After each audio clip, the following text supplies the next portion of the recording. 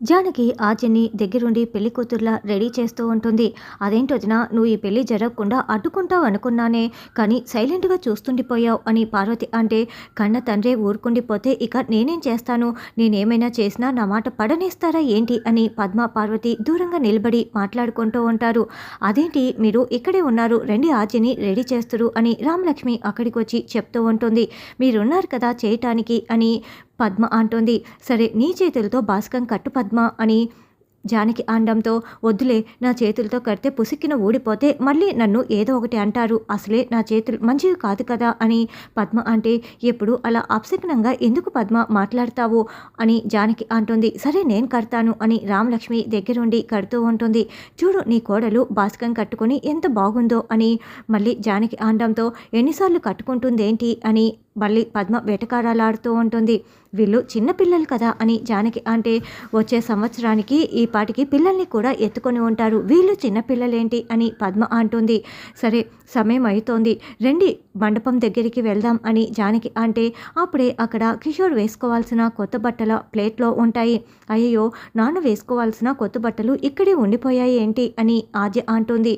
అవునే, అంటే కిషోర్ గారు ఇంకా రెడీ కాలేదా అని జానకి అంటుంది.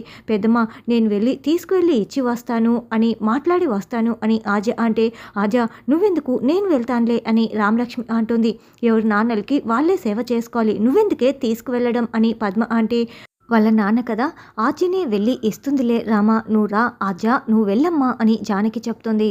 అన్నట్లు శ్రీను ఎలా రెడీ అయ్యాడు అని ఆద్య అడగటంతో, శ్రీను బావ టెన్షన్ పడుతున్నాడు అని రామ నోరు జారుతుంది. టెన్షన్ పడటం ఏంటి అని ఆద్య అడగటంతో, అంటే రెడీ అవటానికిలే అని రామలక్ష్మి కవర్ చేస్తుంది.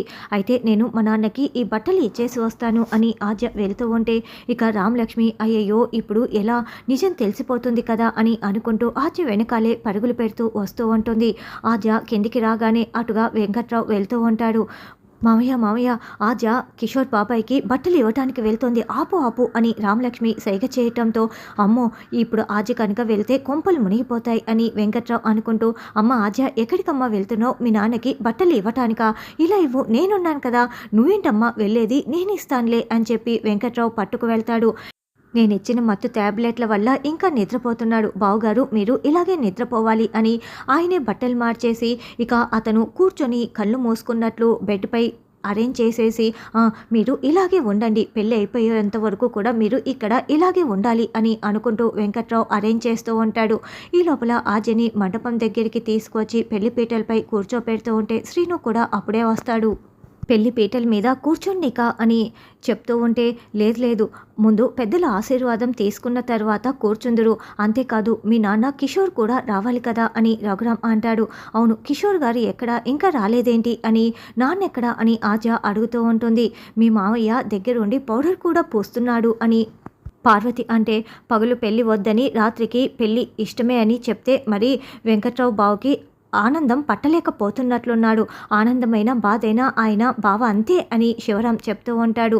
సరే ఆయన రావటానికి లేట్ అవుతుంది, ఎందుకంటే ఆయన ల్యాప్టాప్లో పనిచేసుకుంటున్నాడు అని చెప్పి వెంకట్రావు వచ్చి చెప్తూ ఉంటాడు.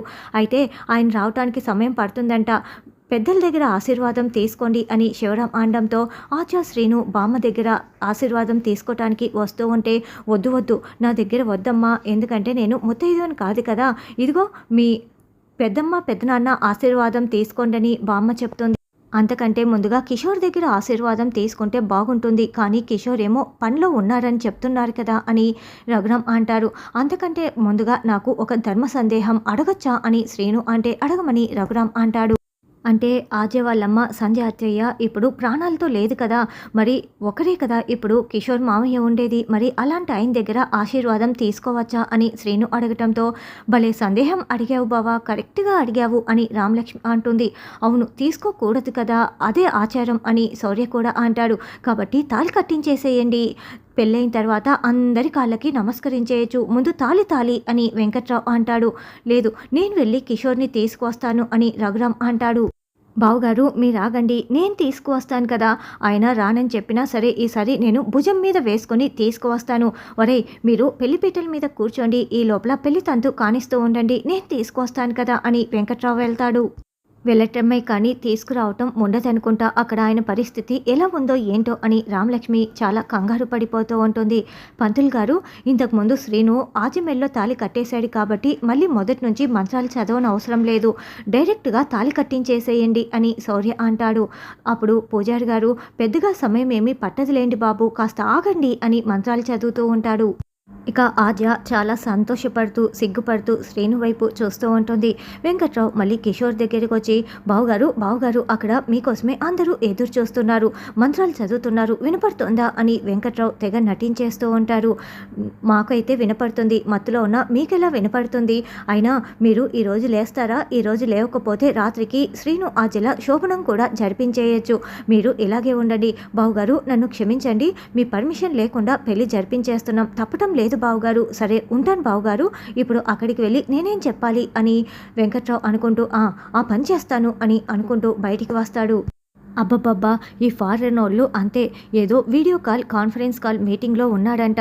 రావటం కుదరదంట అని వెంకట్రావు వచ్చి చెప్తూ ఉంటే, నాకంటే డాడీకి ఆ మీటింగ్సే ఎక్కువైపోయాయా అని ఆద్య అంటుంది. ఏదో ఇంపార్టెంట్ మీటింగ్ అంటమ్మా. వీడియో కాల్‌లో మాట్లాడుతున్నాడు. రేయ్ శ్రీను, ఈ లోపల నువ్వు తాళి కట్టేసేయ్ అని వెంకట్రావు చెప్తాడు. అవును, నువ్వు కట్టేసేయ్ బావా అని రామలక్ష్మి కూడా చెప్తూ ఉంటుంది. ఇంకా 10 నిమిషాలు ముహూర్తం ఉంది కదా అని చెప్తుంటే, ఏం కాదు కట్టేయండి అని చెప్తూ ఉంటారు. ఒక్క 10 నిమిషాలే కదా, రమ్మని చెప్పలేకపోయారా అన్నయ్య గారు అని జానకి అంటే, ఎంతో చెప్పి చూశానమ్మా. నా కూతురు పెళ్ళే కదా, నేను తర్వాత మాట్లాడతానులే. ముందు మీరు పెళ్ళి కానిచ్చేయండి. నేను వీడియో కాల్లో ఇది ఇంపార్టెంట్ అని ఆయన చెప్పారు. నేనేం చేసేది చెప్పు అని వెంకట్రావు అంటాడు. నాకేదో ఎందుకో తేడా కొడుతోంది. నేనే కిషోర్ గారి దగ్గరికి వెళ్తాను అని పద్మ మనసులో అనుకుంటూ మెల్లగా అక్కడి నుంచి వెళ్తూ ఉంటుంది. పంతులు గారు తాళి కట్టించేసేయండి అని రామలక్ష్మి శౌర్య చెప్తారు. బావా కట్టేసేయి బావా అని రామలక్ష్మి సైగ చేస్తూ ఉంటుంది. అలాగే అని శ్రీను అంటాడు. కట్టిస్తానమ్మా కట్టిస్తాను, ఇదిగో బాబు అని తాళిని శ్రీను చేతిలో పెడతారు. 3 ముళ్ళు వేసేసేయి నాయనా అని చెప్పడంతో ఇక శ్రీను చాలా సంతోషంగా ఆజమెల్లో 3 ముళ్ళు వేసేస్తారు. ఆజి కూడా శ్రీనుతో మళ్ళీ తాళి అలా అందరి సమక్షంలో కట్టించుకుంటూ ఉండటంతో చాలా సంతోషపడుతూ, ఒకవైపు వాళ్ళ నాన్న లేడు, చూడటం లేదని కొంచెం పడుతూ ఉంటుంది. అలా ఆద్య శ్రీనుల పెళ్ళి రెండోసారి కూడా పూర్తయిపోతుంది. ఇక జానకి రఘురాం చాలా సంతోషంగా వాళ్ళ జంట వైపు చూస్తూ ఉంటే, అమ్మయ్య పెళ్ళి పూర్తయిపోయింది అని రామలక్ష్మి శౌర్య చాలా రిలాక్స్ అవుతూ ఉంటారు. అవును, ఆద్యమెల్లో మళ్ళీ తాళైతే కట్టేశాను అని శ్రీను కూడా చాలా సంతోషపడుతూ ఉంటాడు. ఇక పద్మ కిషోర్ దగ్గరికి వెళ్ళి రేపటి ఎపిసోడ్లో కిషోర్ని మండపం దగ్గరికి తీసుకువస్తుంది. నా పర్మిషన్ లేకుండా నా కూతురు మెల్లో ఎలా తాళి కడతావు? ఈ తాళి నేను తీసేస్తాను. ఈ తాళి నా కూతురు మెల్లో ఉండటానికి వీల్లేదు అంటూ కిషోర్ ఆజం మెల్లో ఉన్న తాళిని లాగేస్తూ ఉంటే, బావగారు ఏం చేస్తున్నారు? మీరే మాట్లాడి మళ్ళీ ఇప్పుడు మాట తప్పుతున్నారేంటి అని రఘురాం అంటే, వెంకట్రావు శ్రీను కిషోర్ని ఎలా మోసం చేశారో మొత్తం కుట్ర బయటపడిపోతుంది. దాంతో కిషోర్ మండిపడుతూ ఉంటే, రఘురాం వీళ్ళకి శిక్ష వేయాల్సిందే అని కొట్టడానికి ముందుకు వస్తూ ఉంటే రామలక్ష్మి ఆద్య అడ్డుపడుతూ ఉంటారు. ఇక కిషోరే, నేను శ్రీనుకి 3 నెలల గడువు ఇస్తున్నారు. ఈ లోపల ఉద్యోగం తెచ్చుకుంటే సరే, లేకుంటే ఆద్యం తీసుకువెళ్ళిపోతానని చెప్తాడు.